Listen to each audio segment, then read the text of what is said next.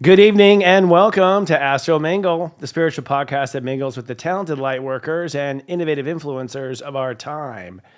We're now moving forward and energetically coming to the end of the year. And with that, we want to talk about one of our favorite friends coming on here at the show, someone who knows the numbers and the love involved. His name is Josh Siegel, master numerologist. Josh Siegel is recognized as one of the foremost authorities on numerology in the United States. He's brought a fresh and compelling new face to the ancient science by translating the mystical system of numbers into the modern mindset of today. By using his highly advanced system of calculations and algorithms, Josh is able to quickly identify your core issues, give instant clarity to your questions, and interpret the meaning of seemingly random events into a way to empower you to change counterproductive patterns so that you can have love and joy in your life. He's also a master of happiness and prosperity. Please join me in sending some waves of love and light to my friend, numerologist Step 19 Libra, Josh Siegel. Hello, Josh. Hello, sir. Good to see Hey you, man, man. how are you? I'm doing well. It's been a hectic, are we in November? Hectic Fine. November. The energy has Tell me been about it. intense.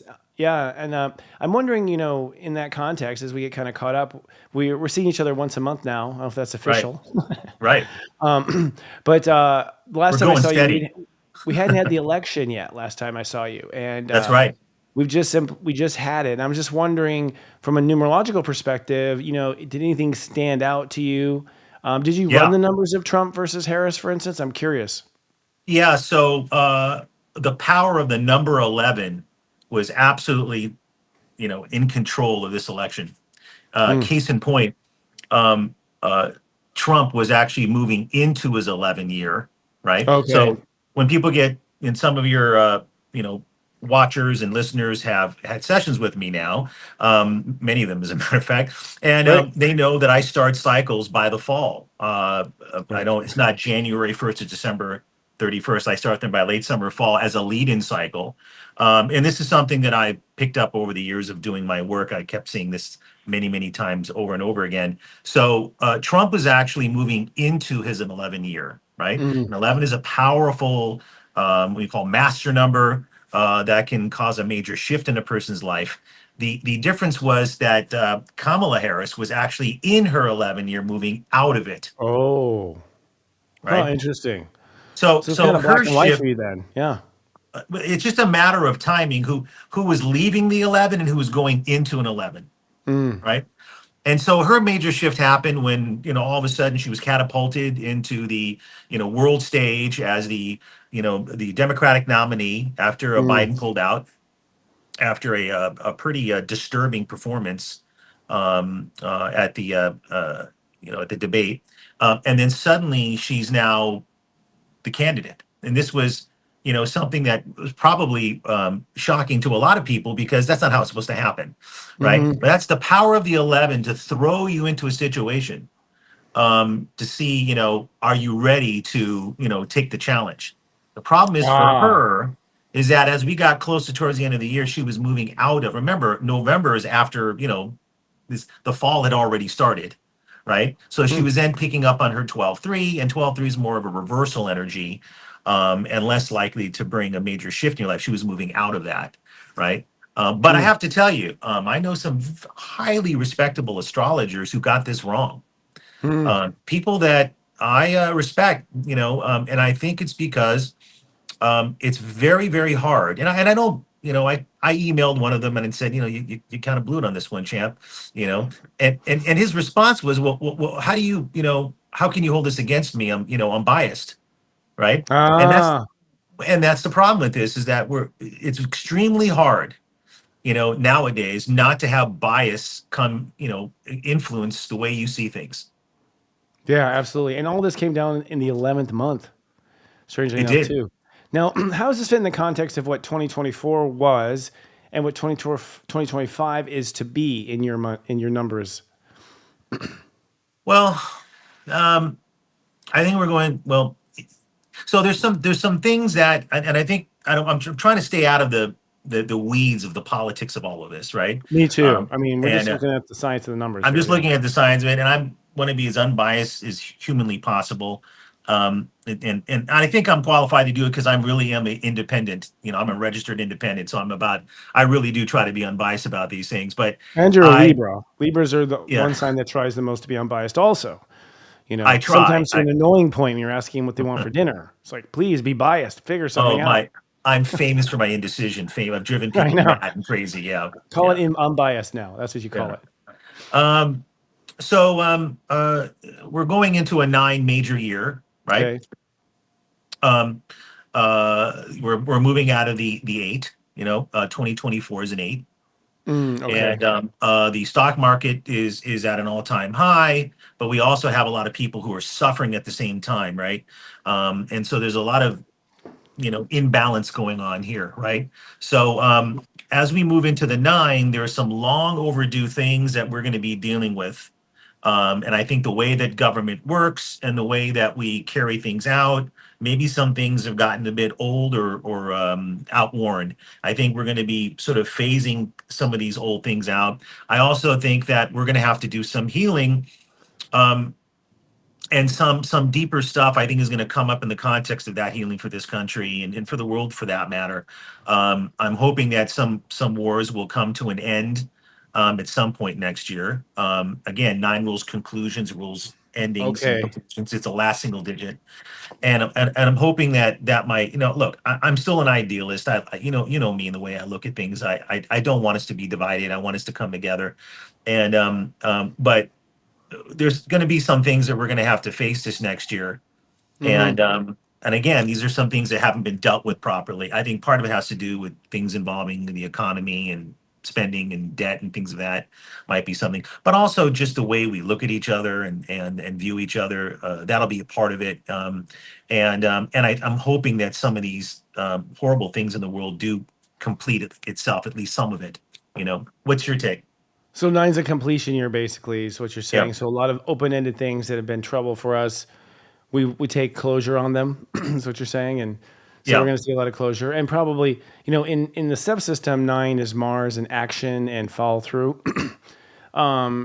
Next year, what's interesting is that Saturn and Neptune will both go into nine, and that's the sign of nine. Aries is the sign of nine in my system. So they go into the nine system together for the first time since basically the Civil War, which was a hell of a conflict. The United yeah. I States was was there, fighting weren't over. you?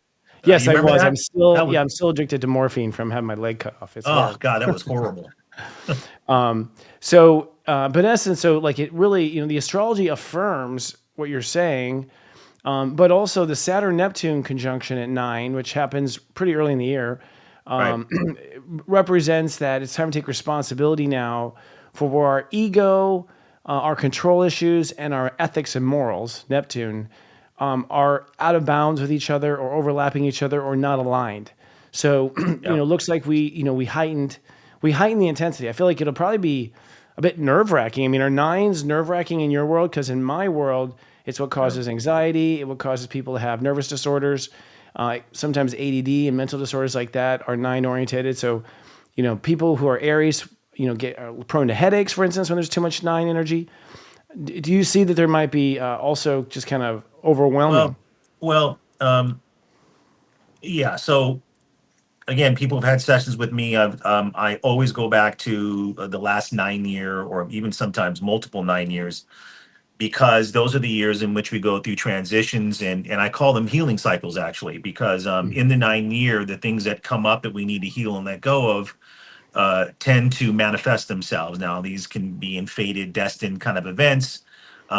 People can pass away in your life in a 9 year. A Mm. relationship can come to an end. Someone can come up your life and bring up a lot of toxicity and things you haven't worked on, because that's the healing process. We have to look at it. So, I always try to keep things positive, but yeah, we're going into a cycle that's going to drum up things that we need to heal and release. These are the things I referenced before in diplomatic language of, long overdue stuff that, we haven't dealt with, right? The nine Mm. is the nine. Well, the nine has to do with that which is needs to be released so that we can move on to another cycle. Because remember, after nine, we go back to one again. We start an entirely new 9 year cycle. That's Right. 20. Okay. That Yeah. well, so that's 2026, right? So Yeah. that time frame between 25 and 26 is a powerful transitional time, right? Hmm. So yeah, I would concur with you that these kind of deeper things can happen. We're things that we have to look at ourselves. We all have our shadow self that we have to heal. This is where we house all our stuff from our childhood and all these things that we're here healing about. That's why we get involved in spirituality and psychology and all these things, right? Well, let's just say the world, the country, we're going to be looking at that part of ourselves, as well. What I'm hoping is that we work through this and we transform through this and we come out the other side and better for it. So, what number is masculine in numerology? Is there a masculine number, the male? Yeah, and I'm going to be making a big point about this today. Yeah, Um, I know. I'm noticing that we have a connection between our little summary of the year in nine and tonight's topic. yeah, so I want to talk about this, but of what we consider and some of the distortions about male and female energies, right?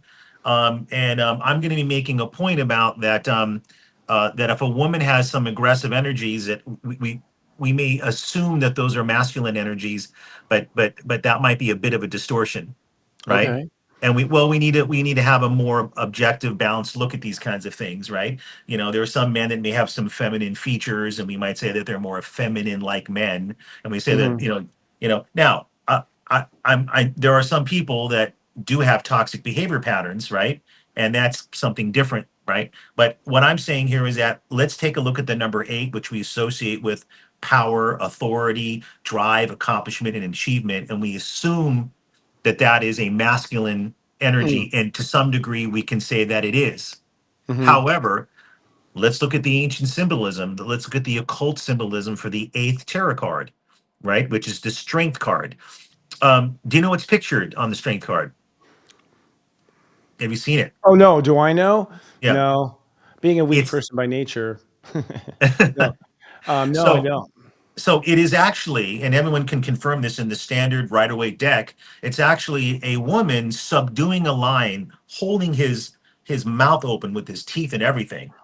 So they utilized a woman to show strength, right? Mm. So I just want to say that yes, I've come into contact with some people in my life I'd say are pretty darn toxic. I think we all have, right? Hmm. I think I just want to make sure that we understand that just because a woman is aggressive and pursues her goals and she's confident and she's driven, that we don't see that is toxic masculinity. We say that she may have some more authoritative energies. Now we can go off and get distorted with that, but I just wanted to make that point. So the number 8 and the number 1, right? So the number 1 is associated with leadership, pioneership, being driven, being 1 is the first single digit, and we associate that with someone who is got a strong, if you can call it confidence and sense of self, right? Mm. And so sometimes again we may assume, okay, well that's a masculine energy, right? Mm. Um, but some women have been phenomenal leaders, right? Sure. So we want to just keep this balanced, because I think there's a little bit of distortion going on these days. There's a lot of crazy stuff going on now, and we're getting thrown off big time. I want to talk to you about that in a minute. Are there step numbers associated with masculinity? Yeah. So, I mean, in astrology, it's pretty cut and dry. You Yeah, can say it's like yin yang, yin yang. The yang is nine. So, nine is the masculine number in astrology, and Mars is the planet affiliated with that. And we look at it as in masculine strength mostly as a pushing. That's it. Like the willpower, the ego pushing. We also right, associate Mars with the ego, and certainly women have egos, but one would say if a lot of Mars energy, ego would be, ruling more than the temperance part, which is Venus, feminine. So Venus would be yin, the feminine, the divine, and it kind of comes down to push pull in astrology. The masculine will push, whereas the female will pull in, or will allow to come in, or will accept energetically. So it's almost like it's a different way of force. Venus is inhale, Mars would be exhale, for instance, of the universe of breathing. So in astrology, the more nines I see, the more masculine the person can be. The toxicity, I agree with you, is actually independent of gender energy or push pull energy. that's right. Toxicity for me often comes from someone crossing boundaries, having inappropriate boundaries, combined with some sort of a mental agenda. The 8 in my system is about control and authority, absolutely. But you can see a lot of 8 in a female's chart and a lot of 8 in a male's chart. So you can see, whether or not they have the past life knowledge to take control or leadership over something. But that can go too far too, which is Saturn. So the toxicity of 8 for us is Saturn, and Saturn, yeah, Saturn comes from the word Satan. Like Satan comes from the words, comes from the same word of Saturn. Saturn, I mean, which would be probably the epitome of toxic masculinity, Right. right? I wanted to, it was just when you reached out to me about this particular show and the topic, I told you coincidentally, I'm not on social media as much as most people are, but recently I've been kind of dabbling a little bit more. Been getting a lot of these videos coming up on toxic masculinity. It's Uh, huge. the last couple of months before we even brought up this topic, so I just thought it was remarkable, like the synchronicity. Yeah. And there does seem to be this sort of like war going on between what some people are claiming is that men have been feminized in some respect, that Yep. they've lost their, for example, there's cases where there are, a couple, and the female is the breadwinner, and we have Right. Mr. Mom. I know some Yep. couples, great couples, by the way, who are like that. Hmm. And there are also cases where maybe women, I mean, men, maybe not wanting to be, because we live in a different age now and not wanting to be as aggressive and not wanting to say or do things that might, insult somebody or, or make somebody feel uncomfortable. And so men have become a little bit more respectful and, which I think is a good thing to a certain extent. But there's another side saying that men need to go back into their traditional role, and that the male female thing has been thrown off, and that's hurt us and created imbalances and confusion and things of this sort. And so, and now there's accusations that old school male dominant energy in and of itself is toxic, right? Right. That is the argument. Now, whether Hmm. that's, I think we got to look at a case by case, Yeah. thing. I grew up with some guys, a couple of them are pretty toxic. I have to tell Mm. you. And you know how it was in your 20s, and you're going out there and having fun and getting crazy and all this kind of world. But I have to tell you, the guys that I knew that I thought were toxic had a poor relationship with their mother, Mm. and had Interesting. anger and resentment about not being honored or seen, right, or maybe even growing up in some cases abusive homes, but certainly a home where they didn't feel like they got honored enough, and maybe even somewhat emasculated in their family, and they're fighting back and they're angry and they want to take charge and they want to, that's what I see, with toxic masculinity, because I think masculinity in of itself is not toxic by nature. No. It's a wonderful thing, right? It's a wonderful quality for a man to have masculine qualities. I think that's, many women find that attractive. We want that strong, Right. capable, a good provider, hardworking, can deal with crises, someone you can depend on. Right. Those are great, wonderful qualities. Now, am I right? Can't a woman have all those qualities as well? I mean, Oh, totally. I, yeah, I think that we're kind of in a Mars Venus revolution, so to yeah, speak, as far as the definition of female and male, and what that means. I mean, first of all, you have people who are, transgender now and are flipping between the genders. And I think right, that alone is, sets the stage for, well, what is a man? What is a woman? Like that debate's been going on. Now, I will say that in my recollection, yes, it's been about the last 15 years that I have seen the male image and the macho image completely falling apart. yeah, The the classic stud of like the Fonz. I mean, the Fonz would be a toxic masculinity now, right? Like, absolutely, yeah, he's got a new girl every week or every day. And they're all like, haha, Fonz. There's that sort yeah, of. And we had gone to, I think, in World War II. Probably to me, World War II and after World War II was maybe the extreme of male and female being completely unequal, right, and on different sides of the spectrum. There's right, also there's also, in defense, there was the freedom of sexuality that came out, with Playboy and that and whatnot. And then in the 70s, where we took the restraints off of men and women, true, one women to be able to go out and have lovers too, not just the ones she marries, and right, men being a bit more open and honest about what they're looking for, and not sneaking around as much. It just became more clear forthright, right? But I honestly think in the last 15 years, I mean, Pluto has been in Capricorn for the last 15 years. Pluto is the sexual energy, period. Okay, so it is the energy of transformation and sex and boundaries. And Pluto in Capricorn, Capricorn is the eight, the authority or whatever. So what I've seen is 100% men have been sort of stripped of their too much authority just for being male, kind of, and we see Yeah. men. You see, some of the like fashion coming out of Europe with men are like ridiculously feminine and strange, and and so plus Capricorn is the opposite of Cancer, which is emotion. So I feel like a lot of men were sort of forced to embrace their feelings and be more sensitive, which needed to happen, frankly, and have more compassion for what they were doing. So, but I Right. also feel that there's weird governmental, I think that communism seems to have this push for people to be genderless and don't have an identity, and for the men to be subdued, and for everyone to be subdued by the communist principles. And I think a lot of communist ideas filtered into the United States in the last 15 years as well. Mm. So I feel like that there's a weird agenda there with media and stuff like that, and to make men less threatening. Period. And women, frankly, more confused, I think, by the nature of that. So, but I think it's going to change. I think this is a temporary weird moment. Personally, I feel like as far as toxic is concerned, anytime anyone goes too far, it's toxic. You take too much of a medicine, it's toxic. Anytime Yeah. you're out of bounds, you're toxic.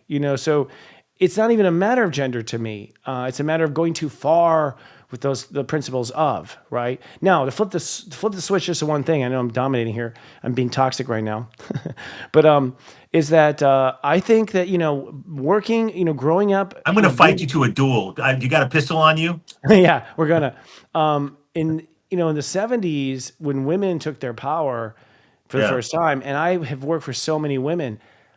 I feel like sometimes women went toxic with their masculinity, Sure. treating the men on staff really hard, treating the women, taking abuse of that power and being shut off kind of cold from the feminine, from the compassion, frankly, from the things that the workplace needed. The workplace needed feminine energy to come in. And I saw a lot of women kind of turn male to succeed in that competitive environment, and in some ways shut down from the qualities of being woman, which is the openness and the understanding. Those are what Right. the office needed, and we got more of the masculine instead.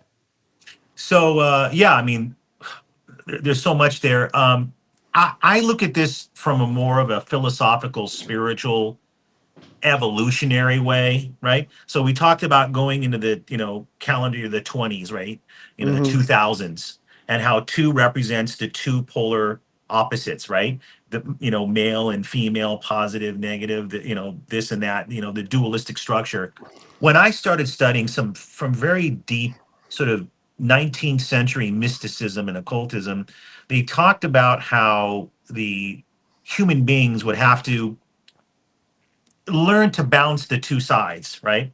And all of us have, you know, contradictory elements. We're all sort of, there's this belief among some that when the spirit incarnates into the body, it kind of splits off, right? And this we talk about this twin flame and the Hmm. soulmate, right? Young talked about the animus and the anima, the male and female soul. Like if you're a man, you have a female soul, and and vice versa, right? Hmm. And they spoke about, and I understand this on an allegorical, mystical way. This is a mystical concept of the hermaphrodite symbolizing Hermes and Aphrodite, Mm. right? Interesting. Um, and this is to symbolize that when we get into a more spiritually awakened way, that we talk about the divine feminine and how we can connect to these aspects of ourselves. These are more spiritual concepts, but as we evolve in the future, right now we're in this sort of weird, strange, lost area. We're trying to Right. find that balance, between the traditional male and female, and maybe the fact that men are becoming a little bit more sensitive and empathetic, and Right. which I don't think is a bad thing in of itself. I mean, I don't think women want to be with a crybaby, but I don't think it's a bad thing in of itself that men can start to deal with the feelings a little bit better, and in fact, that could help the relationships be better communication, and that women are becoming more driven and aggressive in their and pursuing their goals, and having a career and being quite successful. My mother was a highly successful academic. I respected her. She was brilliant. She was a professor of lighting design at UCLA, and just did a post of her on my Instagram. And a very strong. She wore the pants in some cases, you know, just a Hmm. bit much at times. But but I get that. I do concur with you that things have gotten a little out of hand and we're kind of losing sight. But I think I also agree with you that that's because we're trying to figure out this growth spurt that we're going into right now, and balancing it out with these new aspects coming out of the male and female. I think there's a backlash going on right now that as we go through that, we want to make sure that we maintain some of the classic, male female aspects. And so, we'll see. It's, remember the next couple of years are going to be quite interesting. I think we both agree with that, right? No, without a doubt. I mean, most compelling of in the last 20,000 years, probably. I think if I, the last point I'll just make, and we'll move on to tonight's guest. And, our topic is toxic masculinity, when masculinity can go too far. I feel that, part of this is the awakening of the spirit. The spirit is genderless, right? As you Yes. mentioned, we choose a biological gender, which determines certain strengths and weaknesses right off the bat. I mean, and things that'll happen in your body and when they'll happen and things like that. And I feel like as we've been awakening for the first time since Atlantis, we're actually remembering our other lifetimes of the other gender. I feel like, and so sometimes with the transgender issue, I've been curious, like, is it being born in the wrong body, or is it remembering when you were in the different one and you're integrating those those roles into one omni awareness? So I feel like, we're becoming omni aware of all aspects of ourself, which actually gives us the freedom to sit exactly where we're most comfortable in that scale, in that Kinsey scale, if you want to say it that way, allows us to be more comfortable. And I feel in the end, when all the dust has settled, probably in about 5 to 7 years, people will identify as the percentages of what they are, that they are, or the expressions of what they are. Then when it comes to this, they're very feminine. When it comes to this, they're very masculine. And I don't think there'll be an easy way to put like one label on the total, gender, male, female, yin yang, perspective. I do believe it balances out in the end. Like you said, like even women have masculine issues, men have feminine stuff. In the end, we're 100%. We're everything. Yeah, I totally agree. We're at some point, this is what the 19th century philosophers and occultists were talking about, that we're going to evolve into more of a balanced, race, more harmonized. How long that takes your guess is as good as mine, but there's going to be lots of bumps on the road, and I think we're definitely dealing with that right now. And it's but I do think ultimately maybe we'll understand these aspects, this male female thing better, and be able to work with each other better. And maybe, yeah, maybe you're right. Maybe we do come to the conclusion that some of us, we have are a little bit more male or female in some ways, you know. I feel so. I mean, and you're a polished male, you know, um, not wearing nail polish, but polished. I think that if we're going to find a refinement, and I feel one thing is for certain, it's not up to our priests or our governors, Yeah. or our society to tell us what we are. What has definitely happened is that we have taken the power back to identify ourselves and to Right. come up with our own definitions of who we are. And I have friends in the gay community, and I think that's a good example of kind of how where it ends up, in the sense that you have two men or you have two women already, so two of the same gender, but within that couplehood, one is taking more of a masculine role, one is taking more of a feminine role, and not only that, but like in some of my clients, those roles switch. So a male taking one role and another male taking another, over time they may switch and change what role they play. So there's not just the gender itself, it's the role you play, what part of that you want to express. You can have a very feminine person wanting to be very macho. So what you feel on the inside is not necessarily what you do on the outside. So it's getting like a thousand shades of gray. Well, you know that guy. Well, first of all, I want to say two things. One is a lot of these very toxic masculine types are hiding something that they're not so accepting of within themselves. Yeah. And that's why they are overplaying and dramatizing the masculine, because they're hiding some aspect about themselves they don't find acceptable, or something they find weak, or something that is not acceptable to maybe to where they grew up, They're right? overcompensating in some cases They're too. overcompensating. Yeah, yeah. The guys that I knew growing up that were the toughest, they didn't. You wouldn't even know. You know, I had a friend, and he's kind of a little guy, but you mess with him, and he was, he didn't want to fight, but you mess with him, I saw him destroy some people, and it's really incredible what a tough guy he was. But he walked with a very soft stick, and he didn't want to have any fights with people, but it did come to him from time to time. I wanted to bring up the Renaissance man before we get moving here, Okay. because I do think that, you mentioned, being kind of a polished guy. I grew up more of an academic environment, as you well know, and my parents were very sophisticated, and I grew up in the arts and sciences and, ballet and opera and so on and so. But I actually played a lot of sports. I was very aggressive in that. And so, and I was a big boxing fan growing up and actually knew some boxers. And so when we talk about the Renaissance man, we're talking about somebody who's very well rounded, right? He is just as masculine as any other guy, but he has refinement in the sense that he can appreciate some other things in life, like creativity and arts and beauty and things like this. But we call it the well-rounded man, and that's kind of what I think I was raised to be. I'm not sure if I am as well-rounded as my parents would have liked me to be, but I think, and also my great hero Pythagoras. Hmm. Pythagoras, the great, 20, I guess he lived 2,500 years ago, the great mystic mathematician, Hmm. sometimes, uh, given the title of the master of numerology. Um, he actually not only was a mystic, and also must have had some feminine aspects, because he was very sort of, receiving higher knowledge and meditation and spirituality and the beauty, of architecture and things of this sort. And, but he also was an Olympic boxer. Mm. So, Wow. There you go. again, the strength card, it's a female subduing the lion. Is it just reminding us that the male and the female, right? Oh, I think it's sometimes my father was probably a little bit more emotionally supportive than my mother was, because she was yeah. German, and she grew up in that Mm. world, and escaped Nazi Germany as a little girl. And I think she wasn't like, and I got a little bit more of that emotional stuff from my dad, of all things. He's still Yeah. strong. My dad was extremely successful, powerful man. But all of these, it's being human. I think we're just going through a confusing patch right now, but I do think ultimately we'll get through it. Oh, we will. Excuse me. Ooh, I guess that was some sort of coughing. We will.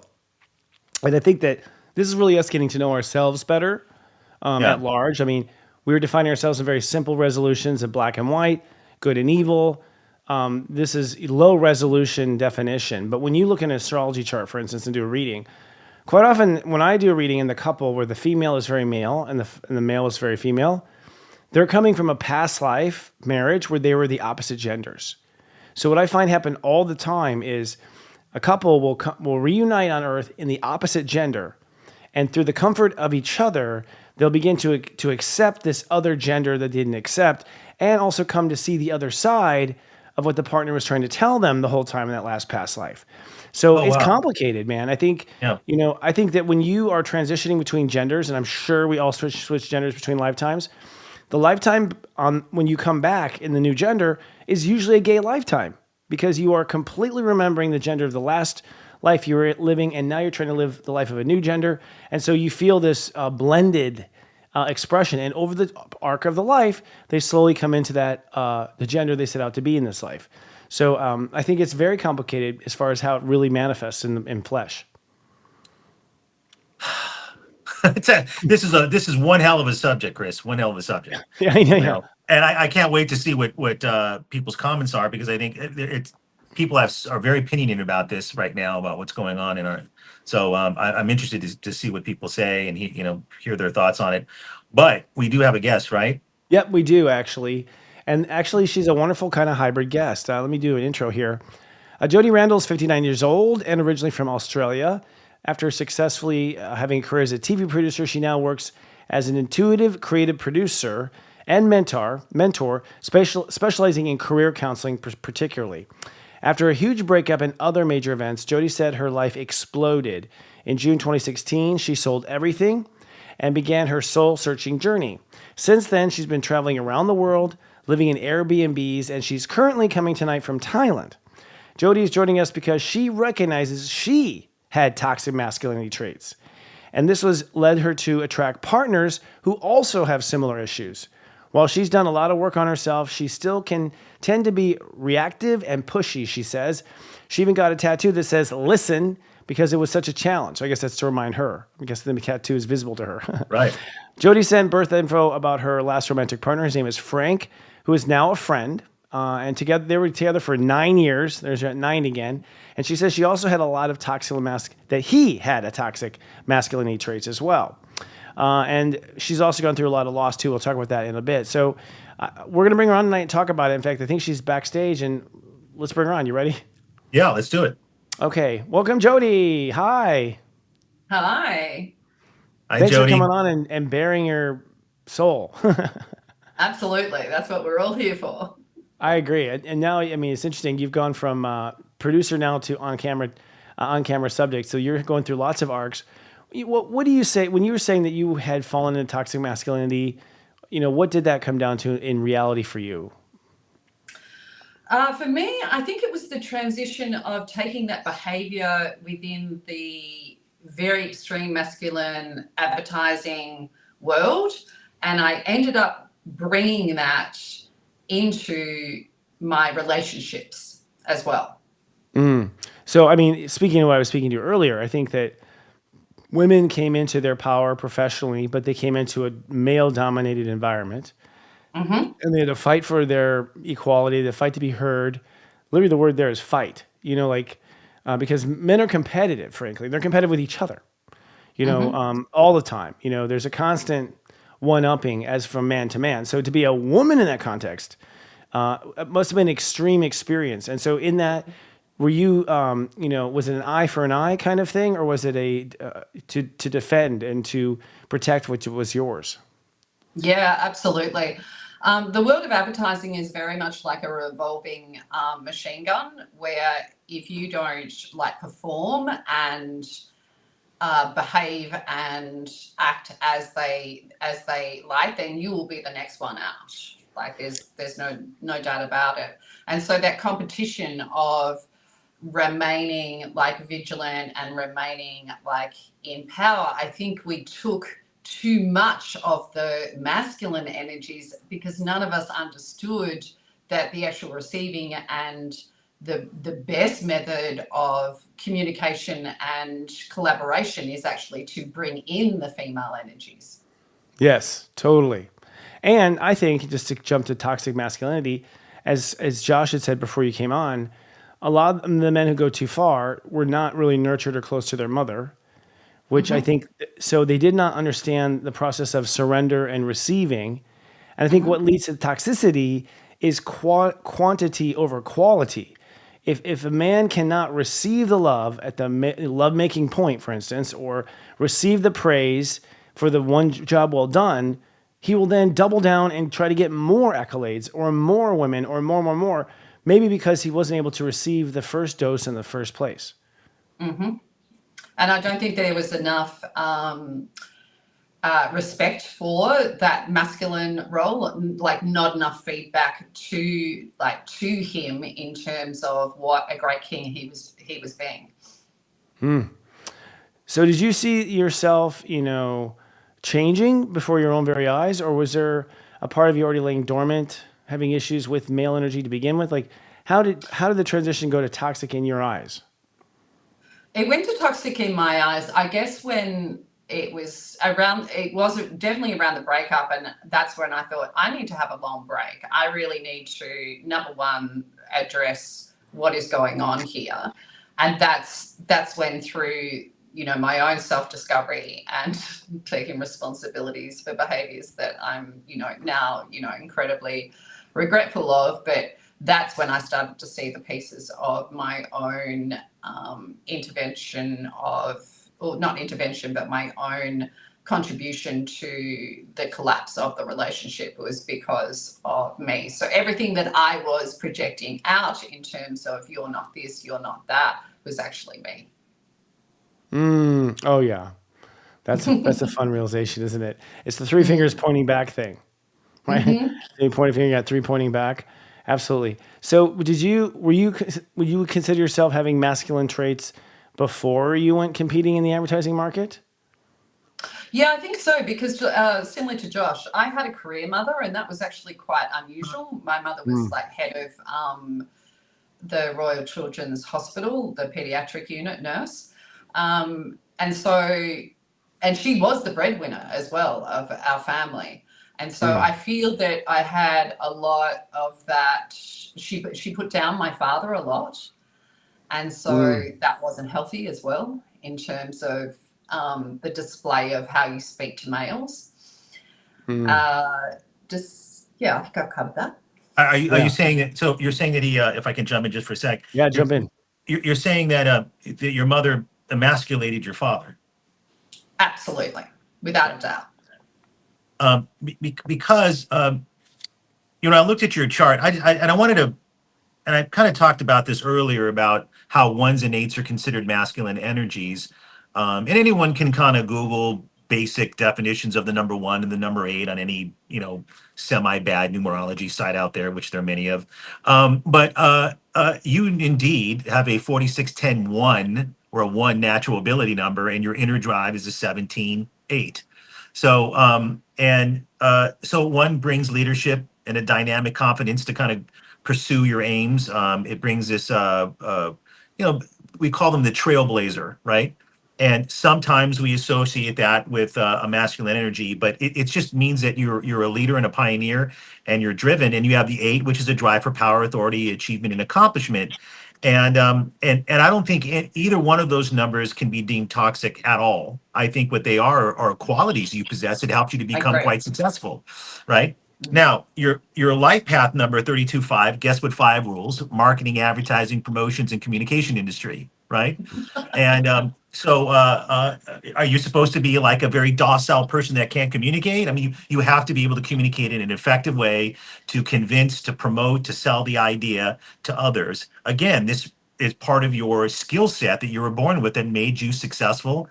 I think they're exciting qualities. I think they're attractive qualities about you, and you have an 11 personality, which 11 is called the messenger. It's considered a master number in numerology, and it can signify somebody who is here to, well, it has two sides. 11 can rule the media in the modern world because, 11 means if you're going to be a messenger in a modern world, then what way are you going to give a message? How are you going to get it out to people? But it also signifies the potential in your chart of having a spiritual awakening at some point in your life. And you were in a cycle like that in 2016, a 20/2. We talked about the 2 representing the 2 sides, but it's also the awakening out of duality, but it's considered an awakening time for you. What I wanted to get to very quickly, if I can here, is that is what I consider to be the wound in your chart. And what I think played out here, and how it's being intertwined with the whole concept of toxic masculinity, but I don't think the source is toxic masculinity. Certainly, we know now that your father was emasculated, and your mother used her power in a way that was not in a loving, supportive way. It was an abusive power to some degree, right? If she's hurting others. But when I looked in your chart, you have a 78, 15, 6 in your ultimate goal. I know these are big numbers, but I want to explain this to you. The 7 and the 8 7 rules spirituality and depth of knowledge and doing something that has a deep, fulfilling quality to it. And 8 rules power and authority again. Right off the bat, we have this push-pull between, what we call the deeper things in life, the things that are going to feed your soul, and being successful and achieving. And usually there's a self-worth issue behind the 8, right? And it also can mean that there's a negativity or subconscious issues around power and authority and success and achievement when you have that combination. But it adds down to a 15-6. And I call that, anyone who's gotten a reading from me knows that when I talk about the 6 and the ultimate goal, performing for love, right? Needing to achieve, needing to do well in order to be validated, accepted, and loved, right?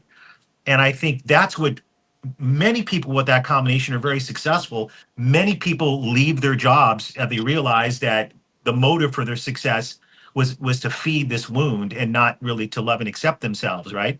And that's a powerful transformational part of you.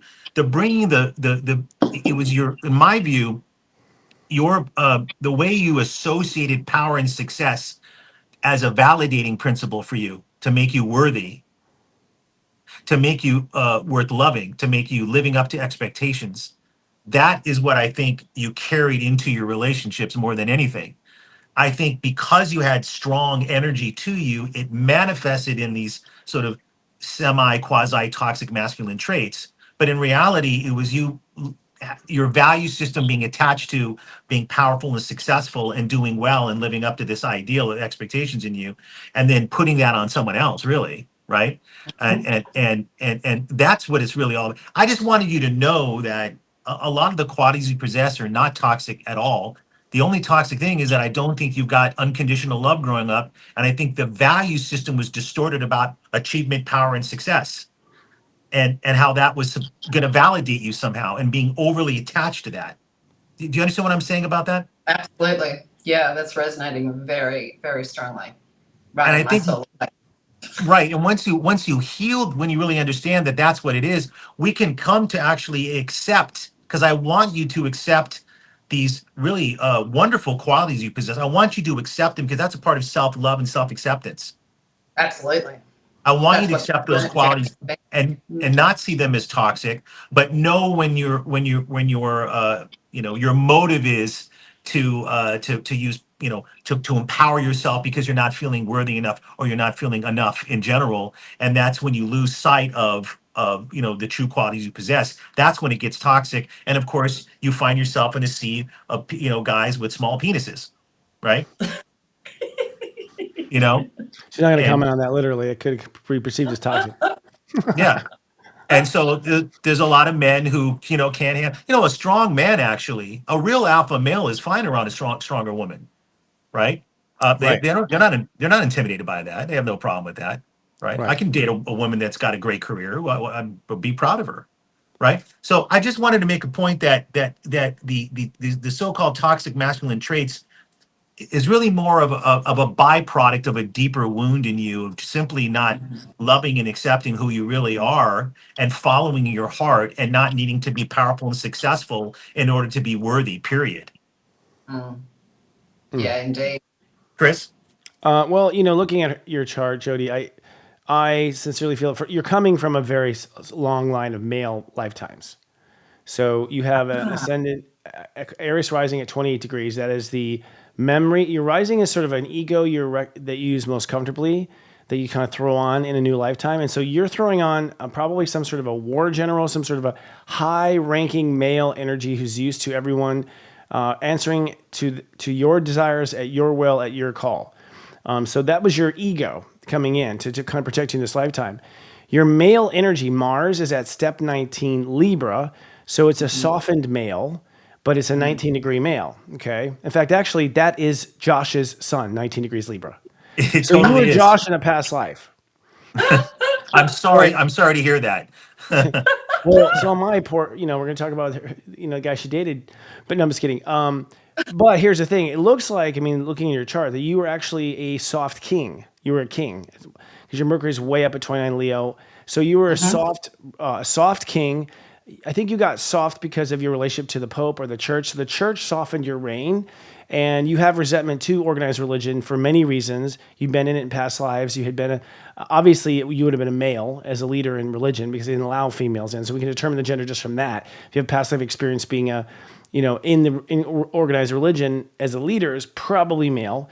And I feel like whatever you were in organized religion, you sort of felt, sort of went over the top and felt bad about it. That's all of your wounds is frankly where you went with that power in organized religion. And then you came back as a king where then now you were subjected to your personality type in the Vatican or wherever. So you're sort of reaping the rewards.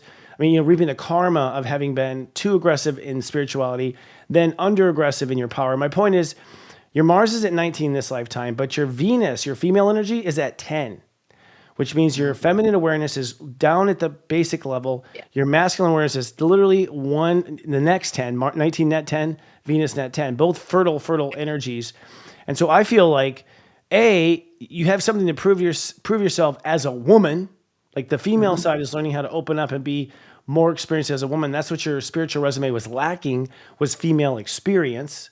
However, you came in with a chip on your shoulder because when you were male and king, you didn't get to express your power. You didn't get to get it out there like you wanted because you were paying the karma of when you were aggressive priest. So the job here is to be a woman, but there's maybe a past life a little bit resentful male in you that has something to prove from that life, not this one, that's being casted onto this life So I feel like it's a complex matter when it comes to you.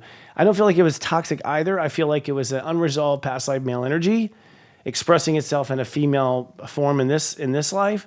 And because it's female, you're actually a bit more flexible. So, having a male that's based on Libra energy and then Venus at 10, the feminine energy is a lot more open, right? It's a lot more flexible than the male, which is more driven and focused on one point. Females sort of open to allow to receive.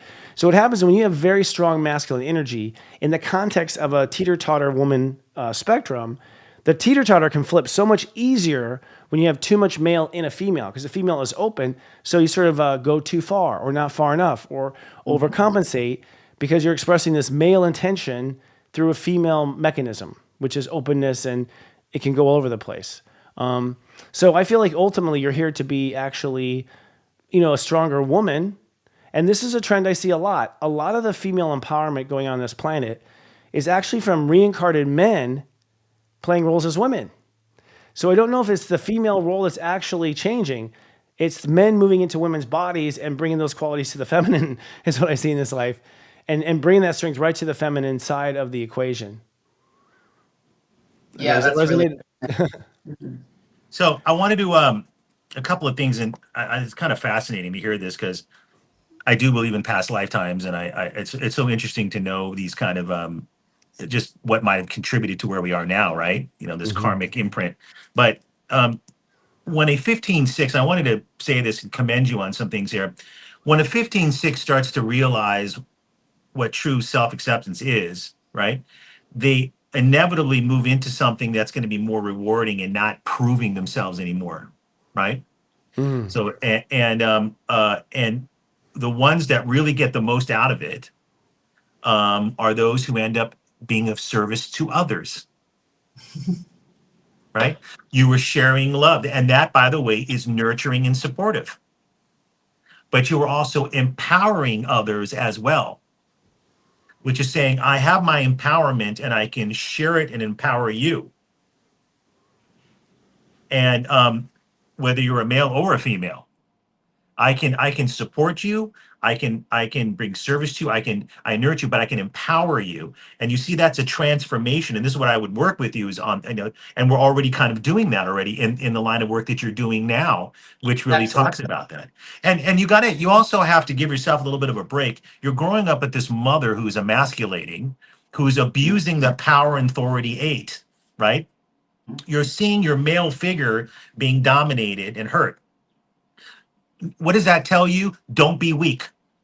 You don't want to be dominated. You don't want to be abused. So you better empower yourself, right, to protect yourself. Yeah. Also, I don't know what your mother thought of your father's level of accomplishment in his career and his business and finances, because sometimes the material stuff can sometimes be a point of contention in the family with 7 versus 8. Do we have that? We definitely do. My father was actually a Freemason, and he had a lot of businesses that didn't really work out. Okay. Now, this is another thing. Let me go back to what I said about 7, 8, right? So 7 rules deeper trust and doing things that feed the soul, and 8 is power, authority, financial success, materialism, status, things of this sort. When they are together in the lesson part of the chart, we're going to hear stories of, failure or fights over money, or even when there's success of using money in the negative way, or this kind of thing. And so your father, had some losses. And again, your mother may have rubbed that in his face or complained about that. Absolutely, 100%. Okay. And he became an alcoholic. Oh, sorry to hear that. So that wounded being a failure or not being successful in business, it wounded him and hurt him. So you're psychologically, you took on the power of the 8. Now you already had 8 and 1 in your chart to begin with. You already had these qualities, but now, which are wonderful and amazing and some of the best parts of you. But now they're becoming toxic because you're growing up in an environment that says, if I'm weak, if I'm not successful, if I don't achieve, I'm going to get, the damage and hurt and pain from that. And not wanting to see a weak man either, a failure. right? Mm-hmm. And so again, it's the judgment, you're not good enough, you're not accepting enough, you're not powerful enough, you're not successful enough. And this is what really drove you, is that wound more than anything. And once you start to understand the wound, you can say, I can heal and accept myself and forgive the toxicity of my family, not carry that through in my work. And my work can then become elevated. I mean, we talk about how the ultimate goal number morphs into higher purpose, right? And a Yeah. higher purpose 7-8 is someone who uses spirituality, or at least knowledge or deep truth, that they can pass on in a successful business 8, right? In a way that they can serve or improve or change things for the better, not criticize to change, but to accept them for who they are and help them to change for the better. Yes. Yes. And that's the transformation in your chart, right? Yes. Mm. And I think just a note on that I think the change for me also has been from not necessarily dictating and telling, and moving more into showing through example. Well said. Well said. Mm. Did Frank? I looked at Frank's chart briefly, and I don't want to get too deep into this. But just so you know, he has 2 17/8s in his chart. That's that number that you have. In fact, one of his 17/8s in the exact same position you have it in the inner drive. But he also has a 17/8 in the ultimate goal, and a 17/8 is related to a 78. Remember, it's a combination of 7 and 8 in the lesson part of the chart. He also has another number, 18/9. I don't want to get too far, but all the things we talk about, as far as, when I see numbers like this, there can be some things going back even generations, where there can be some unfortunate things with abuse. There can be things with stuff with money and self-worth issues, and fights over it, deception, negativity about it. And that can, and then his need to empower himself in order to heal that. And again, that's his compensation from the wounds. And there must have been some disempowering in this family, in his family, disempowerment. And so that's why you attracted each other, to sort of see that wound. I mean, you literally have the same exact number in your chart, right? To the double digit. So, and again, I see this all the time, when but you see how that helps to kind of, you see objectively the wound in him, right? We project our numbers onto each other. And so that helps us to heal. As you try to heal him and understand him, you're actually healing yourself. And I know Yes. Chris has talked about that a million times, about right, Chris, about you've talked about this with couples, about how you're seeing things of yourself in them, right? And that's a part of the healing process. I wanted to get your take on that. Yeah, or you're seeing yourself in the past life a lot of times. I mean, Yeah. what's interesting about his chart is he's the opposite. His female is 24 grandmaster. So he's actually been a grandmaster woman. He's technically got a master's degree in being a woman. And when it comes to being a man, he's at step 14, and his male experience is very muted because it has a lot of diplomacy in it. Mercury's high at 22 Libra. So as a man, he's been refined and polished, but not necessarily aggressive. I don't see like war in his chart. I don't see military in his chart. He's been in the priesthood. He's been caught in the university systems in past lives, where all he did was read and be a nerd and maybe a rich kid. His male experience is not macho at all. It's very refined and sort of coming from a lot of money, or coming from a lot of broad perspective. So to some degree, I can see where there's almost a jealousy. I don't think this is toxic masculinity in either of you. I think this is toxic overcompensation. Where in some cases he might have, stirred up the jets and got angry because he was just equating that as like, well, that's what a man must be. I must take myself to this level to meet her at that level. But what's really going on was kind of maybe a little spiritual jealousy. Understand that, he was a better woman and you were a better man. And that might have been causing some friction. I think that was very much the balance in our relationship. Absolutely. That's resonating very, very strongly. So, yeah. And ultimately, so it's, both are not feeling like enough. And then, because the male energy is the energy you pick up to throw a stone, the war ends up coming out as a male, duo rather than a female cat fight. But it's really, you're choosing the male side of each other, of yourselves to fight. And in that case, you've got him, your masculine energy has got him beat. Like you've got more experience. He doesn't have much of a chance and that'll kind of they'll kind of fight. So, so there must be a little bit of feeling of bad afterwards. I'm just curious, and please don't reveal too much, but No, you can. It's how's totally what's sexual attraction like in that sort of environment? Like, is it strong? Is it hot and cold? Like, because with that Frank really and makes I. complicated, or maybe it sets things straight. With Frank and I. Yes, I mean in this case, yeah. That was the most powerful and connected sexual relationship I have had, and I think that is that. Well, I feel it's because I'm a Leo sun, he's a Scorpio sun, I'm a Scorpio moon, and he's a Leo moon. That I would say that right there says why the two can get naked and connect right away. There's a commonplace there. So there's a commonality, there's a feeling of commonality. But a lot of the times, even when I talk to my female clients who are like with toxic masculinity, I'm like, how was the sex? And the truth of the matter is like, it was fantastic. It was the only thing that I liked. It was just like, okay, so it worked in bed, but it did make, which is the basic primal root chakra expression of those two energies, and in some cases, maybe that's the thing. Like maybe it ought to be just worked out in bed, because sex is a very natural biological way of sort of returning order to the genders. You know what I mean? Like both go away, smoking a cigarette, you're okay, but I find that's quite often that, the sexual tension. So what's interesting about that is I find the real incredible reports of sexual connection come from when you have that disparity of male female. So if you have a disparity of male female, it's almost like one's operating high, one's operating low, and they come together and they come crashing, they come pulled towards each other for equality. And so the bigger the distance up between one's male female, the more intense the sexual energy is because there's a pull for it to be equal. And in that moment together, it finally does reach that equilibrium. Yeah. Interesting. Yeah. You understand also you're both got power numbers in your chart.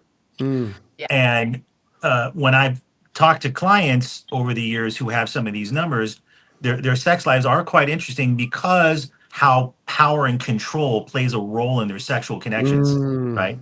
Who's the aggressor, who's in control, and this shifting of that, right? And that's a part of the psychology behind all that, right? And let's face it, eight is for example, a lot of sports people have eights in their chart. It's a physical energy. It's empowerment. And so when this energy meets, there can be a powerful physical, attraction, that can be very strong, if you will, literally, and that can keeps things going with that department. But I wanted to go back to this 2016 time, this tremendous awakening that you had in your life, right, in 2016 that changed the course of your life. And I wanted to tell you that cycles in numerology, any cycle will occur again 9 years later. All right. So anyone can do this at home right now, watching that.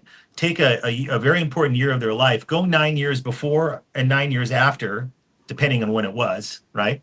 And see if there is any dynamics that may have been similar in some ways. It sometimes is really powerful. It depends on the cycle, and of course I have to look at the chart to do that. But I just want you to know that it's not a coincidence that you're actually going into that exact same cycle right now in your life. Yeah. So, and I'm in a one. Yeah. so that powerful, that's right. But remember, after the fall, right, we start picking up on next year. I've talked about this earlier. So 2025, the cycle you're going into is that 20/2, the exact same cycle you're in, and when you have this awakening and shift of awareness, right? 20 being the number of spiritual awakenings, it's literally means that, and big decisions.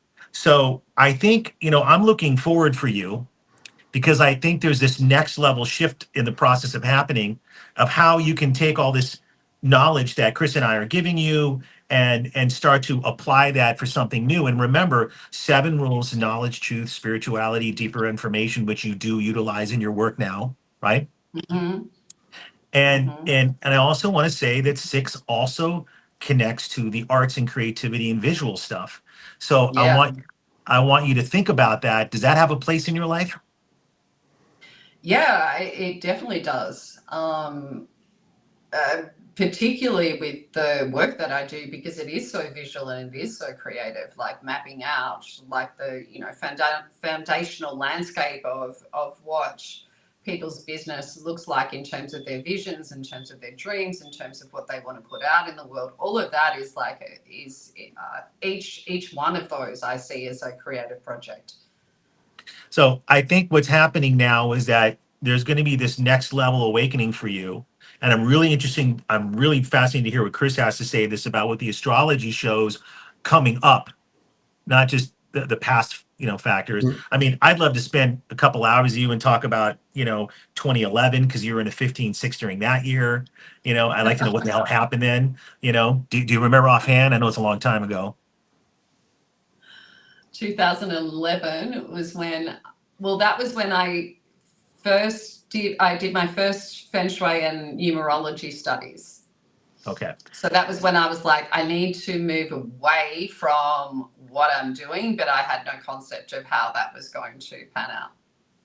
Okay. Just so I kind of put I stepped in and then I stepped out because I went, oh no, that's going to take too long. Oh no, I won't be able to support myself. Oh no, Okay.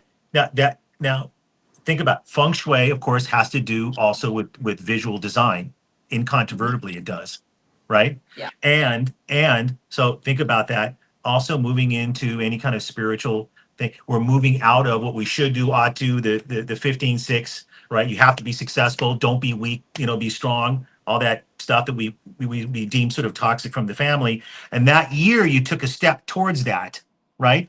Now, in 2020, very quickly, I know COVID hit, but you're under the same number 15-6 in 2020. What happened then?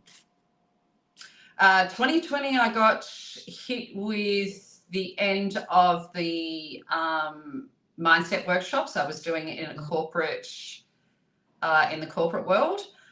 But I transitioned that somewhat successfully into online during 2020. Doing this kind of coaching stuff online, is that what you're saying? Yeah, doing mindset workshops. Okay. All right. Now, I go back to, again, these are just facts, and I always talk about I'm the son of an attorney, and I only deal with facts only, right? I go back to that prior cycle in 2011. That's when you tiptoed into this world and went, and judged yourself. I can't do that. I need to move into kick-ass, take no prisoner shit, so I'm not weak, right? And do well.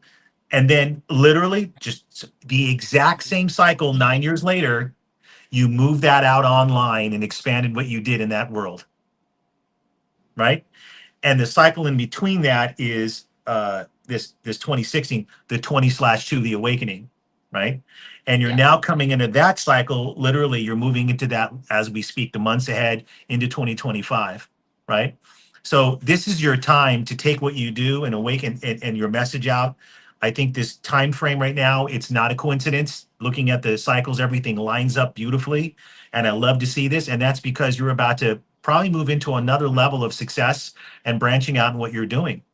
Chris, and you feel that, right? Oh, absolutely. I've just completely, from ground up, started a new brand. So my last brand. I never say never say last. Yeah. I love it. Chris, careful. What are we seeing in the future for I just want to see what we're lining up here. Yeah, Please totally. Tell me the Chiron return is over. Say again? Please tell me my Chiron return hit is over. You've just gone through your second Saturn return, actually. Your Chiron return is way over. I know. You're actually really, I would classify this as a second Saturn return phenomenon. And what it is in essence is you coming to terms with these different parts of your personality. So the Saturn return for you was really forgiving yourself for abusing your power in spirituality. And the weird thing is you abuse your power in spirituality, it looks like, but you also ended up pissing off the church because I think you went in your own direction as far as what you want your teachings to be. So your wound in spirituality is complicated because on one hand, you were doing what's right for the people. On the other hand, you're probably taking advantage of that power in certain circumstances. So you've come to now, I think, trust yourself with power is what this is. And that you're going to do the right things with power with yourself and at the right time. So finally you are empowered by yourself. You've empowered yourself to have the power. I think you were very, if you had power and lost it, it was maybe punishment for where you're judging yourself. You're basically judging yourself like the church does. So you're condemning yourself for mistakes. So there's going too far with your own self-condemnation, your own self-judgment and own self-punishment too. So it's complicated. And then I think also you come to a point where you're very feminine. You're very, very comfortable in your feminine, masculine coming together and working together as a team. It's not one or the other, where you give too much away and then you regret it and then you go too far and you take back the power. I think there's been a back and forth for you figuring out what part of yourself to be in. So what your astrology shows is the solution was always going to be that you create your own power. That was always going to be the solution. That was the final solution, specifically through your own business. So you are laying down the tracks for that business right now. And that business is actually where you're being most fortunate, because in that business, your beliefs are going to create innovative expressions of money making. Like you're going to push the idea of business to a new economic level that is based on, I think, other principles, mainly the principle of integrity, behind it. So integrity is the main word that's in your chart over and over again. And then you could, in a way, say you've been fighting to find what integrity is inside you, this whole time, fighting your integrity. Now you're going to go sell it. The irony here is because you finally calmed down with your own flipping between lifetimes, male, female, strong, weak, whatever, you're actually ready for true love now. I know. Yeah. So true love is going to be, and here's the thing. So I've got good news and bad news. The good news is it looks like your business will be a phenomenal success. The bad news is you're going to be distracted because you're probably going to fall in love.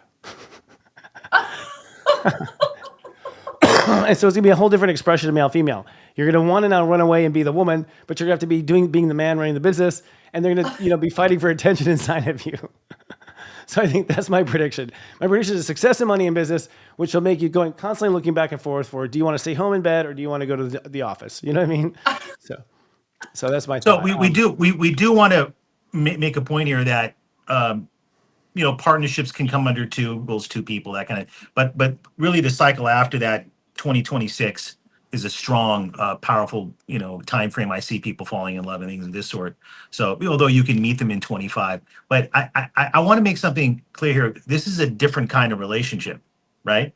So this is going to be coming from self-love and self-acceptance and Right. a proper sense of trusting in your own self-worth, right?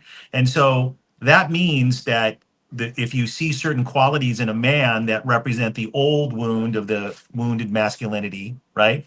That we say no to that, even if it's kind of bringing us in, right?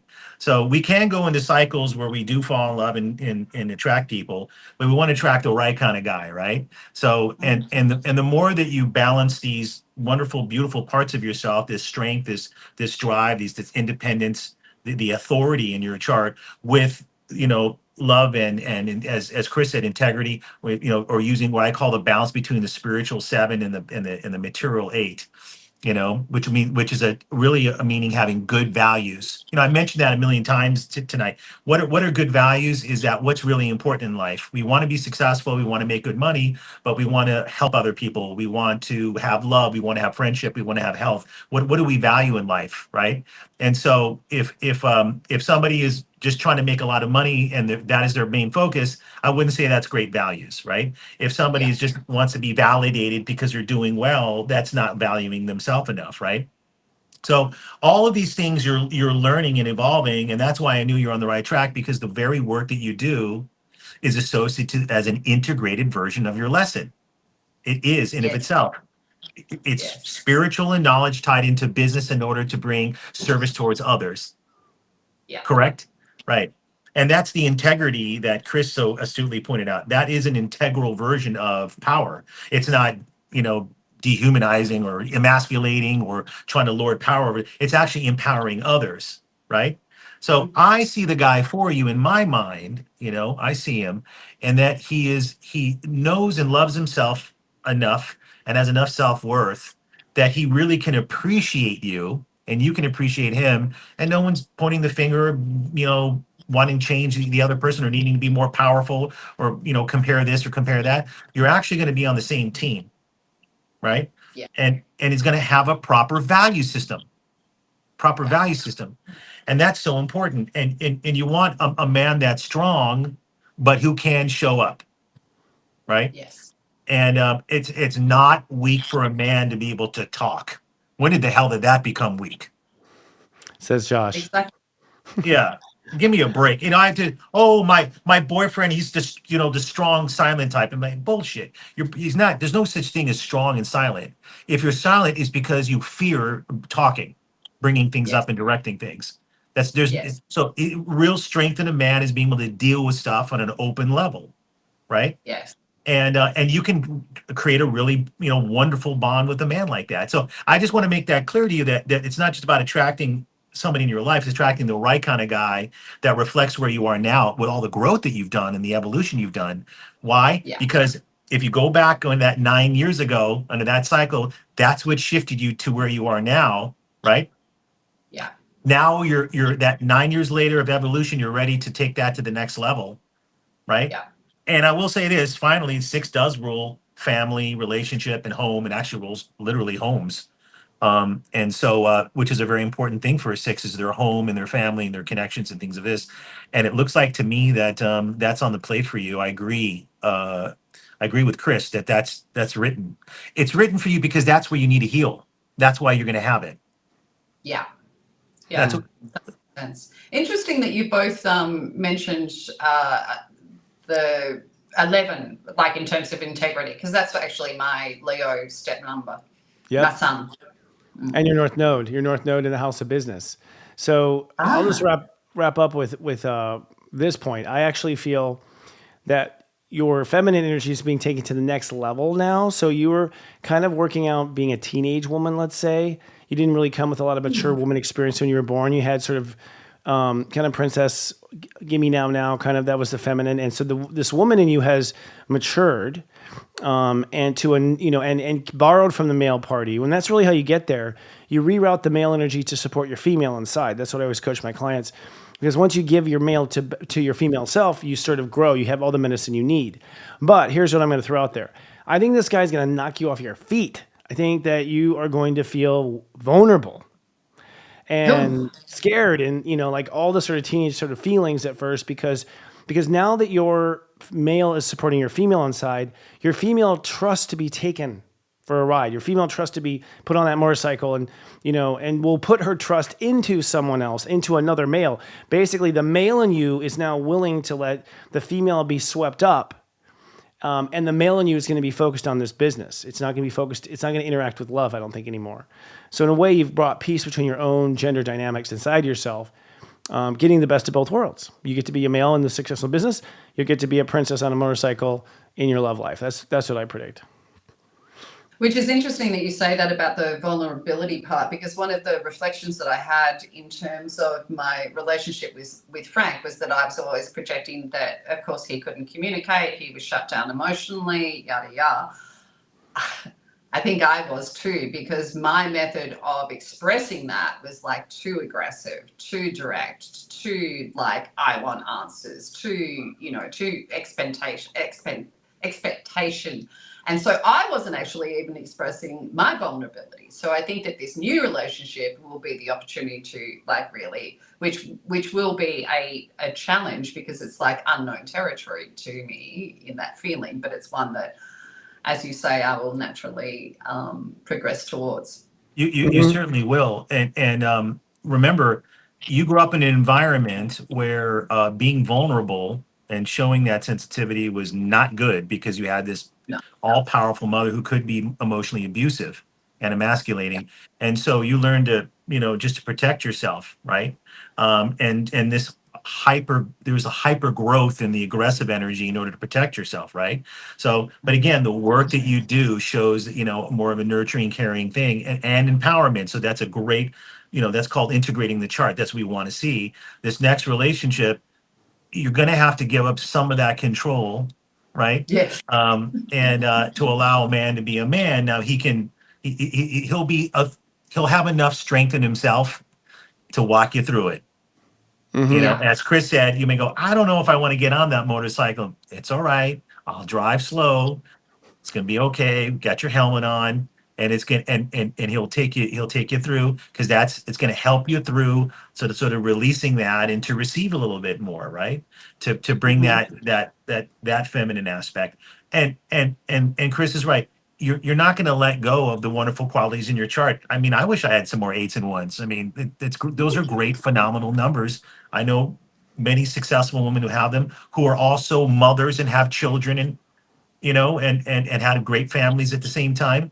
We can be the woman who subdues the lion in the strength card. We can do all these things today, and as long there's a beautiful polarity there. There's a beautiful, wonderful polarity of that male female energy, and I think as you feel more safe in saying, okay, I can let that some of that down, right? And now moving more into self love and accepting love. Chris is right. Let him take you on the motorcycle. You know what I'm saying? Do it. Do it. I feel in your first relationship, the past life male in you is judging this wimpy male in front of you. And so you were, being a better, more experienced man, you're like, you call yourself a man. Like, I think to some degree you were a man, it was the old man treating this young boy with a little bit of like over discipline kind of energy. I see that a lot in clients where they end up judging. And the truth is behind that was you knew darn well you're inefficient as a woman, but your male side, that you had that problem. You're saying, oh, now I realize I was doing it. Back then, typical male form, it was all they're the problem, I'm fine. You know what I mean? Like kind of thing. But I think the difference between this man is this man will be, let's say, a more experienced, better man than you were in the past life. So this is the man in you will admire. That's part of the reason why the seduction will work, because you'll see. It's not that I'm not the little king. Yes. It's a little king lesson. Precisely. Yes. Here's a real king. And that's hot. And that's, what I admired when I was a man. And that's what I've wanted as a woman. So it's really suiting both your genders in that sense. There's a lot of genders going on here. There is. It's a lot of stuff going on. Yeah. I agree. You're going to respect him. You're going to have to respect him. A woman of your caliber and your quality cannot be with a guy that you don't respect and at least maybe look up to a certain degree, because you're not going to sit there and sort of let some of that power and control go to a guy that's, some weak, nerdy dude that can't take care of business. It's not going to happen. You'll fall out of love. You won't even fall for the person like that. So, no. But again, it's not a overblown. We all know this, that guys that overdo the masculinity are usually covering up some kind of neglect, rejection, or abuse going up in life, and they're using that as a way to protect themselves, right? And so, and there's a lot of that. There's very toxic. The guy can be the quietest guy in the room, but the guy that can kick everybody's ass. Just remember that. Yes, I actually agree with that. I was going to say your chart shows he's likely an artist. He's likely an artist, an authority of an artist. So a very strong, powerful male energy, but also very in touch with his divine feminine, his creativity, and probably a little eccentric as an artist too. Aren't they all? Motorcycle sculptures or something. Yeah, definitely. So it'd be hard for you to explain at a dinner party what he does, but you'll be really proud of it and think it's pretty phenomenal. You know what I mean? Like, so. I love it. Again, kind of balancing where you're going to be like career woman, businesswoman. He'll be sort of in the studio all day, taking life by the moment. Like, again, a balance to what you need. Each of you may be inspiring the other in a little bit towards the center, And by the way, the timing of that, I do agree, Josh. I mean, I think it will be, I predict you will meet him somewhere after, sometime next year. More likely after the winter, I guess, in the Southern Hemisphere. So more like September in that direction in Virgo. It's kind of what's set up. And I would think it would be, formalized in 26. I agree with Josh on those numbers too. So you're on the same page. Well, thank you for coming on and bearing your soul's gender issues, Jody. It was so nice of you. Very courageous of you. Thank you. Thank you for invaluable information. I'll be absorbing this all day. I think one thing we've shown here, and this is my theory going in, is that it's not about toxic masculinity. It's about we all are overcompensating in areas because, we have issues in past life. Issues have to be worked out, and we're projecting it onto others instead of working within. So I'm not necessarily sure there's a problem with being male in this world. I think there's a problem with being everything at once. Yes, and the balance of. Yeah, totally. And I just wanted to reiterate one more time. Your qualities of leadership, ambition, and authority are wonderful qualities, not toxic. It's when you're overcompensating because you're not feeling worthy or self-loving, And that is what gets you into those positions of trying to prove yourself and, strike out and so on and so forth. Right. And that's why, for you, we want that mutually supportive out, couple. I support you in your goals, endeavors. I empower you, and likewise, right? And that's a beautiful thing to have someone on your team, right? Someone. Absolutely. All right. It'll happen. Thank you so much, Jody. We appreciate it. Thank you, Jody. Thank you. And interestingly enough, I'll just say I want to open a can of worms, but I think her career's going to take her places she had no idea she'd go too. So there's an adventure coming up for her in all ways. Yeah. Well, that was good, buddy. Yeah, We that turned was into a deep. 90-minute special. But there's so much though, and people are so complicated. Now you're bringing up past lives, you're talking about their childhood, you're talking about a relationship, and you're trying to put it all together and find the thread and connect the dots, and you're like, oh, I should have brought that up and things, but look, we I think we work well together and complement each other on what we do. Yeah, And no toxic here, buddy. no toxic here. We can share the stage and empower each other, because we both have great hair. Let's face it. You know what I mean? We do. Yeah. Thank God for the Leo energy in the chart and the flare that happens. I get this is where my feminine is right here, always flaring up. And I will say we'll be back in a month. I'm not sure what the date is yet. We have to kind of confirm, but in fact, subscribers, I mean, we've been doing this for a while. You might want to post in the comments wherever you're watching. Post in the comments, not in the chat. What topic around love and creativity and relationships you want us to tackle next? Because we want to sort of explore all these hot topics and see which ones work the best. So let us know. Be great. Yeah, I'd like to hear. I think someone's got some brilliant ideas out there that might turn into a really fascinating show. Want to hear about them, and so we can do our shtick. Yeah, totally. And speaking of shtick, I just have to do a promo here for Serious Story. We're having our White Light Friday sale going on right now where we'll offer for whoever shows up, we'll offer you 2 months for the $3.99 a month fee. So this is like getting basically 2 months for $3.99 a month. It's a great way to see what we do to support your toxic and non-toxic feminine and masculinity, as well as other things. We have a full amazing team. And it's really hard to say no to just $4 a month and all that support. So if you're interested, the sale is up right now. There is a promo code, which is White Light Friday. I don't see it here in our thing. And just put in the code, you get right in. The only thing it does not apply to are existing subscribers. It will not work for an existing subscriber for obvious reasons. All right. Thanks, Josh. I had to do that commercial. I'll see you, I guess, brother, next time. And I thank everyone for watching. Namaste Today Live will be live next week at its normal time, along with another Astro Mingle. I look forward to seeing Josh next month as well. Until then, we're so grateful to share this Friday with you. We love you. Live, love, be.